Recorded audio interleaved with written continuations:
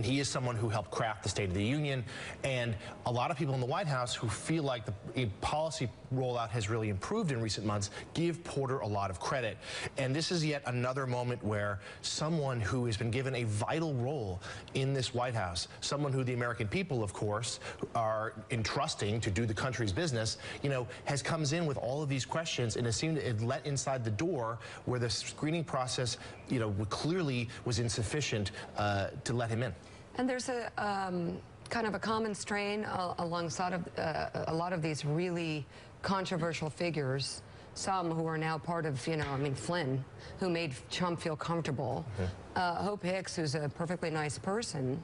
She's 28 years, wait, is she 28 when she became communications director? I think she worked on Ivanka's fashion line. Yes. This is, I'm not sure what anyone expects at this point, but bad judgment. The chairman of the Senate Homeland Security, Republican Senator Ron Johnson of Wisconsin, yesterday issues a new report that insinuates that President Obama was personally keeping tabs on the FBI's investigation into Hillary Clinton emails. The allegation stems from newly released text messages between former FBI agent Peter Strzok, who was previously involved in Special Counsel Robert Mueller's investigation, and FBI lawyer Lisa Page. In one specific text from September 2nd, 2016, Page writes that she was preparing talking points for former FBI Director James Comey, quote, because POTUS wants to know everything we are doing. The exchange does not specify the topic in question. At the time, the FBI did not have an active investigation open into Clinton's emails.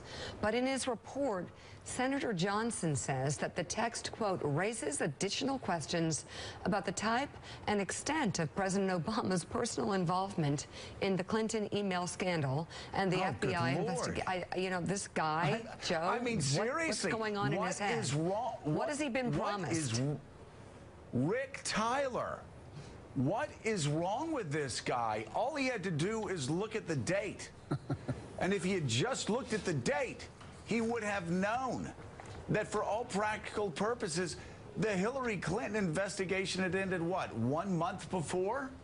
It was over. And Barack Obama was 3 days away from meeting, I believe it was 3 days away from meeting Vladimir Putin, where he was going to confront him on the Russians trying to interfere in the 2016 election. Now, a staff person with 6 days experience on the Hill could look at the dates, could look at the timeline, and have him take off his Harry Potter wizard hat and say, sir, you better not go down the rabbit trail like you did before when you talked about the Harry Potter secret society that was inside the FBI, when that involved a joke about a Vladimir Putin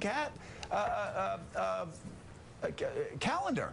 Now, Rick, if this were by a backbencher, it might not be as significant. But Ron Johnson is the chairman of the Homeland Security Committee for the United States Senate, and he keeps spitting out conspiracy theories that are easily proven wrong. What do you make of it? Rick? I'm not fell on you. Senator Johnson, all he had to do, right, is check the dates. But it does reveal one thing, and that is President Barack Obama was very concerned about Russian interference in the election. But he didn't seem to take that public in terms of helping Hillary Clinton.